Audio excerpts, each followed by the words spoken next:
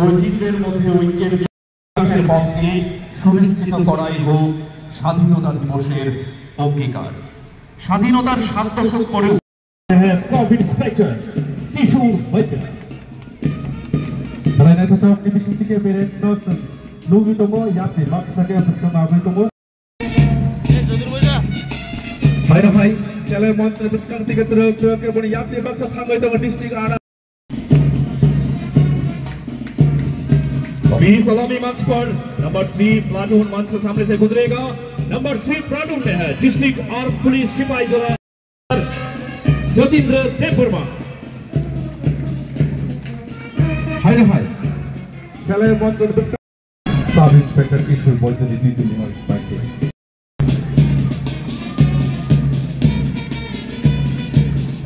सलामी मंच के सामने से गुजर रही है दास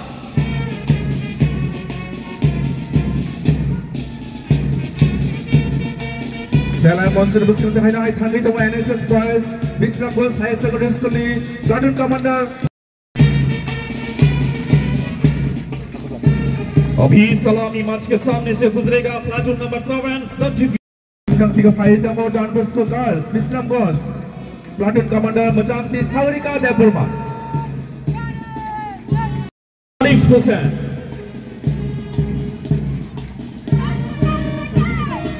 मंच के सामने से गुजर रही है platoon number 9 Don Bosco girls Bishramganj Sagarika Debbarma.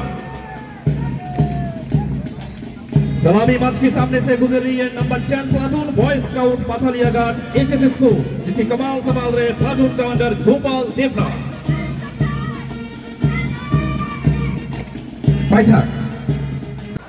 आंदोलन करे संग्राम करे এই দেশের স্বাধীনতা অর্জন করিয়েছেন। আজকে আমরা তাদের স্মরণ করব। ভারত ব্রিটিশ শাসনের 200 বছর, এই 200 বছর আমরা লাঞ্ছিত ছিলাম, বঞ্চিত ছিলাম এবং সেখান থেকে মুক্তি লাভের জন্য আমাদের দেশের মহান নেতৃত্বগণ, আমাদের জাতির পিতা মহাত্মা গান্ধীজি, নেতাজি সুভাষচন্দ্র বোস, ভগৎ সিং, ক্ষুদিরাম বসু, ওই সমস্ত মহান আত্মা এবং নেতৃত্বদের আজকে আমরা স্মরণ করব, যাদের দীর্ঘ এবং কঠোর সংগ্রামের মধ্য দিয়ে আজকে আমরা স্বাধীন ভারতবর্ষে বসবাস করছি। ভারতের স্বাধীনতা যাত্রা ছিল খুব দীর্ঘ। ইফ আই ক্যালকুলেট কারেক্টলি প্রায় 200 বছরের মতো এই দেশ ব্রিটিশ শাসনের কাছে ছিল এবং ব্রিটিশরা আমাদের এই দেশকে সুনেকে চিড়িয়া নামে পরিচিত ভারতবর্ষে তারা ব্যবসার জন্য এসেছিল এবং তারা ব্যবসা করতে এসেছিল আজকের এই দিনে এই কথা আমার বলতে হয়। East India company they came for business in India এবং তখন ইস্ট ইন্ডিয়া কোম্পানি তাদের ব্যবসা থেকে সারা দেশের মধ্যে ছড়িয়ে দিয়ে পরবর্তী সময় আমাদের এই দেশের নাগরিক বুদ্ধিজীবী অংশের মানুষ তারা বুঝতে পেরেছে যে ব্রিটিশদের মূল লক্ষ্য ছিল আমাদের দেশকে শাসন করা,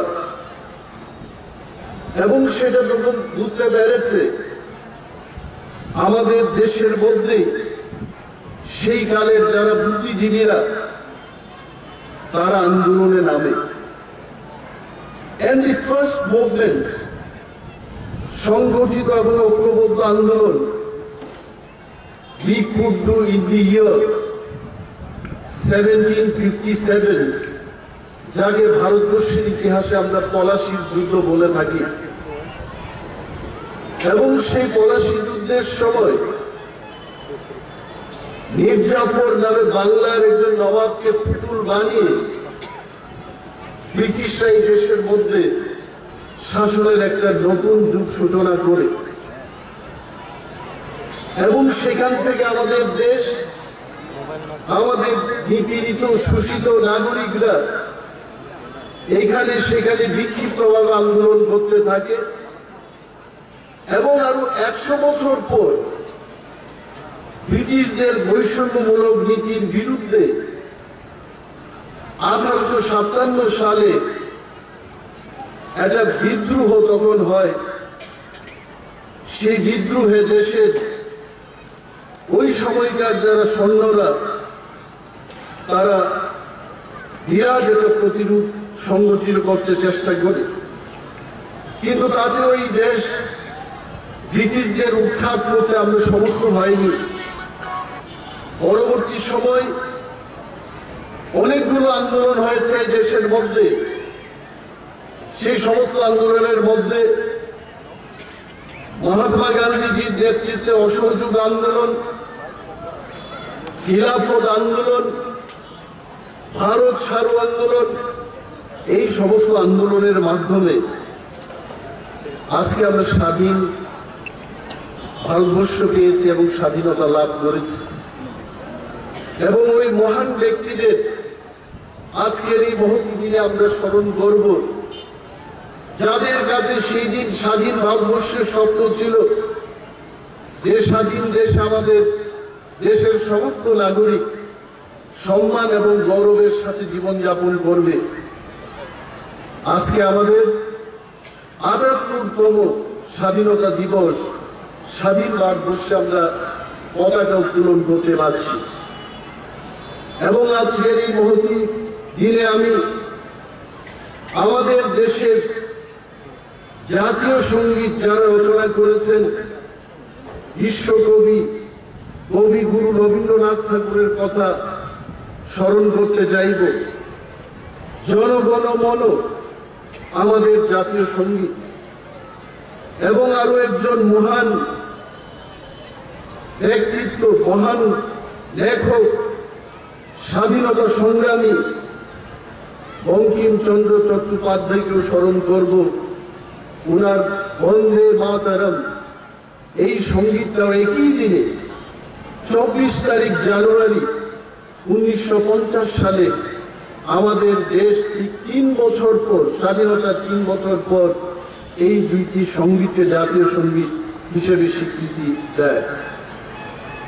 এবং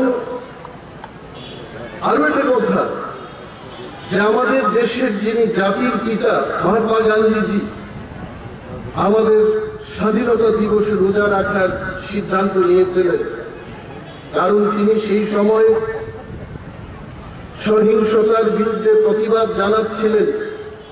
এই আত্মত্যাগ আমাদের স্মরণ করিয়ে দেয় যে আমরা এই স্বাধীনতা কত কষ্টে অর্জন করতে পেরেছি। এবং আজকে এই স্বাধীনতা দিবসে আমাদের ত্রিপুরার সমস্ত নাগরিক বৃন্দ, বিশেষ করে সিপাহী জলায় বসবাসকারী আমাদের সমস্ত নাগরিকদের, ভাই বোনেদের, বন্ধুদের শুভেচ্ছা জানাচ্ছি ঐতিহাসিক দিনটিতে। আমাদের